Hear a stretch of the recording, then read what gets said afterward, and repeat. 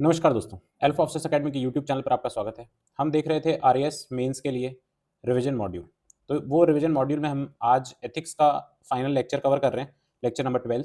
और फिर लेक्चर 12 में आज हम बात करेंगे देखो एथिकल डिसीजन मेकिंग की, और जो उसके लिए कंट्रीब्यूटिंग फैक्टर्स हैं। फिर सोशल जस्टिस की बात करेंगे, ह्यूमैनिटेरियन कंसर्न्स की बात करेंगे, फिर अकाउंटेबिलिटी इन गवर्नेंस और कोड ऑफ एथिक्स की बात करेंगे। ये हमारा फाइनल लेक्चर रहेगा, ठीक है। तो आज हम लोग शुरू करते हैं एथिकल डिसीजन से। तो एथिकल डिसीजन है क्या? तो एथिकल डिसीजन जो है वो एक कॉग्निटिव प्रोसेस है that involves evaluating and choosing among alternatives in manner consistent with ethical principles, rules and virtues. ठीक है। ऐसा कॉग्निटिव प्रोसेस जो इन्वॉल्व करता है क्या, इवैल्यूएट करना और चूज करना अमंग अल्टरनेटिव्स, जो आपके पास में जो भी अल्टरनेटिव्स अवेलेबल है। पर वो जो जो भी चूज़ आप करोगे, वो आपके एथिकल प्रिंसिपल्स और रूल्स और जो वर्च्यूज़ आपके सद्गुण हैं, उनके अनुसार होना चाहिए। फिर देखो, it deals with review of all available options. जो भी आपके पास अवेलेबल ऑप्शन होंगे, उनका अपन रिव्यू करेंगे। फिर अपन जो उसमें से अनएथिकल जो व्यूज़ होंगे, उसको एलिमिनेट कर देंगे, या अनएथिकल जो ऑप्शंस होंगे, वो एलिमिनेट कर देंगे, और बेस्ट जो एथिकल अल्टरनेटिव होगा, उसको हम लोग चूज़ करेंगे। इसमें जो प्रोसेस है ऑफ मेकिंग एथिकल डिसीजन, इसकी कुछ रिक्वायरमेंट्स हैं। जो रिक्वायरमेंट है वो क्या है? एक तो कमिटमेंट है, एक कॉन्सिक्वेंसेज है, और एक कॉम्पिटेंसी है। तो कमिटमेंट में देखो, desire to act ethically without being concerned about consequences is commitment. Whereas consequences क्या है? Knowledge about moral principle, values and desires to implement them in day to day activities. ठीक है। आप कह रहे हो कि आप रिव्यू करोगे ऑल अवेलेबल ऑप्शंस को, पर वो रिव्यू कब करोगे? जब आपको नॉलेज होगी मॉरल प्रिंसिपल्स की, एथिकल प्रिंसिपल्स की, वैल्यूज की, तभी तो वो रिव्यू कर पाओगे। फिर कॉम्पिटेंसी की बात करें तो availability to collect and evaluate information. Information आपके पास में अवेलेबल होनी तो चाहिए, कोई आपको या तो अवेलेबल कराए, या फिर you must be competent enough to make them available for yourself. फिर develop alternatives and forces potential consequences and risk. फिर देखो, आगे की एथिकल डिसीजन मेकिंग में देखो 7 प्रोसेस हैं। और जब आप जो केस स्टडी आप लिखोगे कभी, मतलब इसमें तो आज तक तो कभी पूछी नहीं है, हालाँकि सिलेबस में तो दिया हुआ है, तो भी यही एक प्रोसीजर होता है, ये फॉलो करना होता है, और इसी तरीके से वो लिखी जाती है। तो सबसे पहले अपन गैदर करेंगे क्या फैक्ट्स, फिर करेंगे डिफाइन करेंगे क्या एथिकल इश्यूज क्रिएट हो रहे हैं, फिर आइडेंटिफाई द स्टेक होल्डर्स, कौन है प्राइमरी स्टेक होल्डर, कौन है जो डायरेक्टली अफेक्टेड है, और सेकेंडरी स्टेक होल्डर कौन है जो इनडायरेक्टली अफेक्टेड है। फिर identify the effects and consequences for this. Short term और लॉन्ग टर्म व्यू पॉइंट हो सकता है, और पॉजिटिव और negative view point can be used.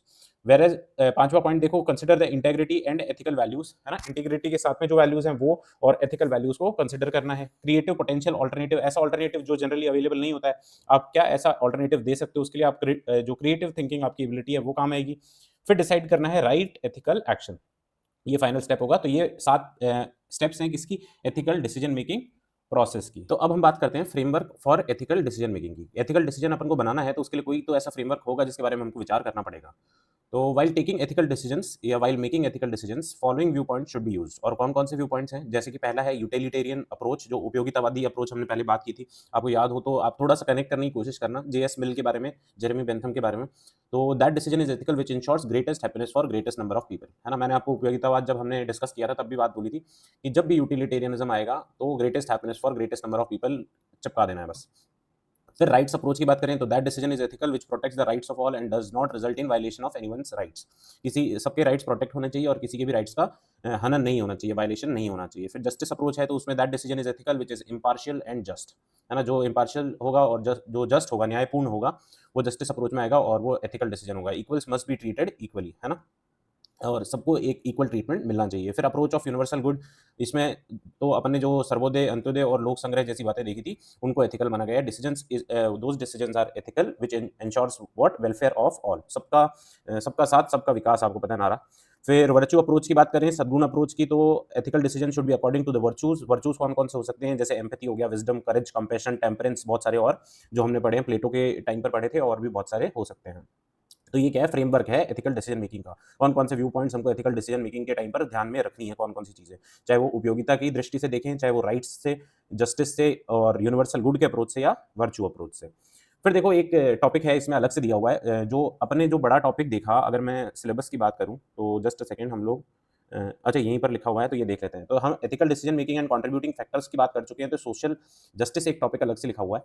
तो अगर 2 नंबर 5 नंबर में पूछे, तो ऐसे छोटे-छोटे टॉपिक्स से, मैंने तो आपको पहले भी कहा था कि बेसिक कांसेप्ट ये है कि सिलेबस उठाओ, सिलेबस के हर एक टॉपिक से 50 शब्द तैयार कर लो, और आपका काम हो जाएगा।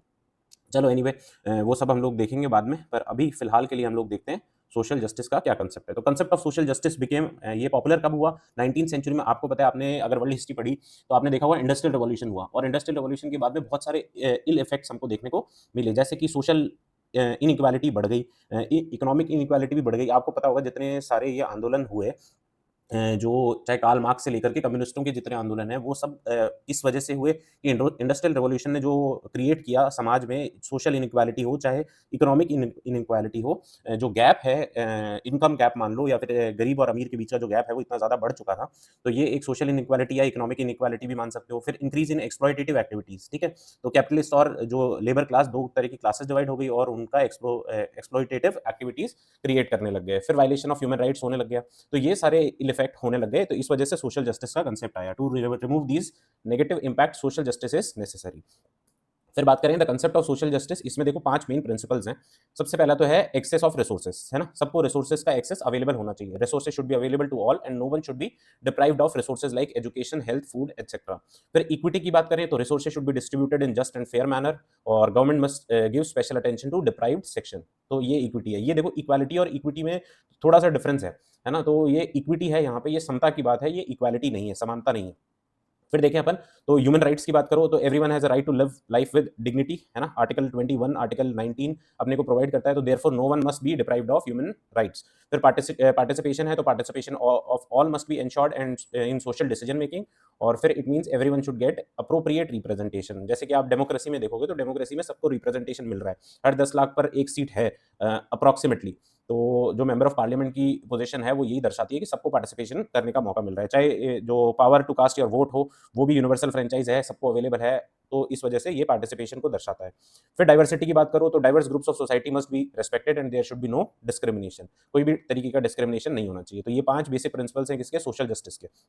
और ऑब्जेक्टिव क्या है, objective of social justice is to create an egalitarian society, एक सोसाइटी जो मतलब इक्वालिटी पर बेस्ड हो, ठीक है, in which everyone gets equal opportunity and deprived sections gets the some protection at least, है ना। अपन ने जब यूटिलिटेरियनिज्म देखा था तो अपन ने बात की थी कि ये जो यूटिलिटेरियन कंसेप्ट है ये मेजॉरिटी के ऊपर तो फोकस कर रहा है, पर माइनॉरिटी की बात नहीं हो पा रही है। पर यहाँ पर स्पेशली हमने बात की है कि हमको समतापूर्ण समाज का निर्माण करना है, तो समतापूर्ण समाज में आपको जो डिप्राइव्ड सेक्शन है उसको स्पेशल अटेंशन देनी पड़ेगी, चाहे वो वुमेन हो, चाहे वो बच्चे हों, चाहे वो बूढ़े हों, चाहे फिर वो अदर कास्ट हो, बैकवर्ड क्लासेस हों, तो उन सबको आपको स्पेशल अटेंशन देनी पड़ेगी। फिर बात करें तो कुछ टाइप्स हैं जस्टिस के, चाहे वो प्रोसीजरल जस्टिस हो, it is associated with process, rules and laws. If rules and process are just, अगर ये न्यायपूर्ण होंगे देन सोसाइटी में जस्टिस प्रिवेल करेगा। और फिर दूसरा है सब्सटेंटिव जस्टिस, तो it is focused on outcome, outcome based होगा ये। It says that justice can only be ensured by making changes in outcomes and circumstances. और सोशल जस्टिस जो है वो इसी से रिलेटेड है। फिर जॉन रॉल्स ने देखो इन दोनों को इंटीग्रेट किया है, और भारत में भी देखोगे तो आप दोनों में इंटीग्रेशन हमको देखने को मिलता है। जॉन रॉल्स अगर आपको याद हो तो थ्योरी ऑफ जस्टिस हमने किताब पढ़ी थी, हमने इन्होंने सोसाइटी को एक चेन से लिंक किया था। बोले ये सोसाइटी अगर चेन है तो आपको वीकेस्ट लिंक को बचाना है, स्ट्रॉन्ग लिंक पे आप नहीं भी ध्यान दोगे तो भी चलेगा, पर अगर बचाना है सोसाइटी को एज अ होल तो आपको वीकेस्ट लिंक पे ध्यान देना पड़ेगा। तो जॉन रॉल्स वाला आप ध्यान रखना है ना। ट्राई एंड कनेक्ट थिंग्स, जहाँ जहाँ पर कनेक्ट हो सक रहा है वहाँ वहाँ पर कोशिश करो कि आप कनेक्ट करो। अगर एथिक्स में कोई आंसर लिख रहे हो तो एथिक्स में, जैसे हम आगे एक टॉपिक देखेंगे अकाउंटेबिलिटी। अब हमने अकाउंटेबिलिटी पब्लिक एडमिनिस्ट्रेशन में भी देख लिया और एथिक्स में भी देख लिया, तो दोनों में कोई चेंज नहीं हो जाता है, मतलब इधर से उधर बिल्कुल ऐसा नहीं है कि आपने एथिक्स में अकाउंटेबिलिटी पढ़ी है वो अलग होगी और पब्लिक एडमिनिस्ट्रेशन में पढ़ी है वो अलग होगी। तो ट्राई एंड कनेक्ट थिंग्स। फिर देखें तो एक टॉपिक ह्यूमैनिटेरियन कंसर्न्स या ह्यूमन कंसर्न्स दिया हुआ है अपने सिलेबस में, और देखो इजी इजी सी बातें हैं, मैं बहुत ज़्यादा इसको एक्सप्लेन नहीं करूंगा। Those concerns which affect different dimensions of human life, है ना, अलग अलग डायमेंशंस को अफेक्ट करता है, उसको ह्यूमन कंसर्न्स बोल देंगे।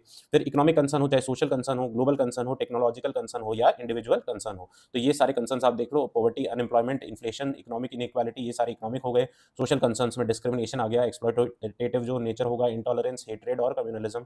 ग्लोबल कंसर्न में pollution, terrorism, civil war, weapons या फिर कोई पैंडेमिक हो गया। टेक्नोलॉजिकल में साइबर क्राइम है, आर्टिफिशियल इंटेलिजेंस है। साइबर क्राइम तो आपको पता ही है, राजस्थान तो गढ़ हो चुका है अब साइबर क्राइम का, जो पूर्वी राजस्थान है।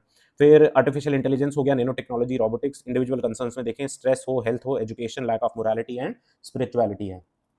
फिर टॉपिक है देखो अकाउंटेबिलिटी, है ना। ये छोटे-छोटे लास्ट में टॉपिक्स थे, तो ये इनमें से है ना क्वेश्चन बनने के देखो चांसेस तो हैं, अच्छे खासे चांसेस हैं। और ये दूसरी बात क्या है कि इसमें कुछ भी कंसेप्चुअल नहीं है, आपको बस पढ़ करके जाना है, अपने शब्दों में उसको लिख करके आना है। तो अकाउंटेबिलिटी देखो क्या है, accountability in governance is necessary for balance between rights and duties. Rights और ड्यूटीज के बीच में बैलेंस कब बनेगा, जब आपका उत्तरदायित्व कुछ होगा, जब आपकी जवाबदेही होगी किसी के प्रति। तो it ensures that right should not be misused and duties should be followed. कुछ कंपोनेंट्स बताए हुए हैं, रिस्पांसिबिलिटी, एनफोर्सिबिलिटी और सेंसिटिविटी, अकाउंटेबिलिटी के ही कंपोनेंट्स हैं ये। Civil servant should appropriately explain their decisions, responsible होना चाहिए उसको, अपने जो डिसीजन मेकिंग है उसमें अगर कोई क्वेश्चन होता है तो वो एक्सप्लेन करने की एबिलिटी उसमें होनी चाहिए। फिर इन्फोर्सिबिलिटी है, तो if person violates the duties then punitive actions, है ना, legal action should be taken against him. फिर सेंसिटिविटी की बात करो तो all actions and decisions must be taken in public interest. उसके आगे देखो types of accountability, physical accountability, procedural accountability है, जुडिशियल, एडमिनिस्ट्रेटिव, पॉलिटिकल और मॉरल, है ना। तो ये 6 टाइप्स हैं। इसमें देखो फिजिकल अकाउंटेबिलिटी में क्या होगा, this ensures that public funds are used appropriately. जैसे कि ये काम कौन करता है, सीएजी जो होता है भारत में, सीएजी जो संस्था है ना, कंट्रोलर एंड ऑडिटर जनरल। फिर पीएसी है, पब्लिक अकाउंट्स कमेटी, है ना, सीएजी की ही रिपोर्ट को ये और अच्छी तरीके से जांच करती है। फिर प्रोसीजरल अकाउंटेबिलिटी है, ensures whether due process is followed और नॉट। एग्जांपल, अगर कोई टेंडर निकाला है आपने, तो वो टेंडर का जो प्रोसीजर है वो प्रोसीजर फॉलो हो रहा है कि नहीं हो रहा है। फिर जुडिशियल अकाउंटेबिलिटी में ensures that the work and decisions are in accordance with law और जुडिशियल रिव्यू इज अवेलेबल। ठीक है, आप अगर आपने स्ट्रक्चर ऑफ बेसिक डॉक्ट्राइन पढ़ा है ना, केशवानंद भारती केस, तो जुडिशियल रिव्यू उसमें इंपॉर्टेंट पार्ट माना गया है कॉन्स्टिट्यूशन का। और ये पावर है ना, सुप्रीम कोर्ट कहता है कि ये पावर आप ले नहीं सकते, ठीक है, लोगों से। फिर एडमिनिस्ट्रेटिव अकाउंटेबिलिटी है, तो लोअर लेवल जो ऑफिसर्स हैं in hierarchy they are accountable to higher authority. फिर पॉलिटिकल में देखो executive is accountable to the parliament या फिर लेजिस्लेचर कह लो, और पार्लियामेंट टू पीपल, है ना। पार्लियामेंट जो है, लेजिस्लेचर है, वो पीपल के लिए अकाउंटेबल है, पीपल के प्रति अकाउंटेबल है। फिर मॉरल अकाउंटेबिलिटी देखो तो accountability towards conscience and God. तो ये बेसिक छोटी-छोटी बातें थी। फिर इसके बाद में देखो लास्ट में हम लोग देखते हैं बेनिफिट्स क्या हैं अकाउंटेबिलिटी के। अब आप ये देख लेना, आपको ऐसा लगे कि इसमें कुछ है समझाने जैसा, तो भाई मुझे कमेंट्स करके बता देना आप। फिर देखो अकाउंटेबिलिटी है तो हमने पढ़ा, ये बैलेंस क्रिएट करता है किसमें, ड्यूटीज और राइट्स के बीच में। ये प्रिवेंट करता है मिसयूज ऑफ राइट्स, इंश्योर करता है ऑब्जर्वेंस ऑफ ड्यूटीज, इंक्रीज करता है ये ट्रांसपेरेंसी इन एडमिनिस्ट्रेशन। फिर ये इंक्रीज करता है public trust in administration, establish करता है high standards of administrative work, और करप्शन, नेपोटिज्म और रेड टेपिज्म, लाल फीताशाही जैसी चीजों को ये एलिमिनेट करता है। तो ये था भाई एथिक्स का लास्ट लेक्चर। तो बहुत-बहुत धन्यवाद आप लोगों का, और आई होप ये सारी चीज़ें आपको समझ में आई होंगी। आगे लॉ का और ऑडिट का जल्दी ही करते हैं, और ठीक है, तो फिर बहुत-बहुत धन्यवाद। मिलते हैं अगले लेक्चर में।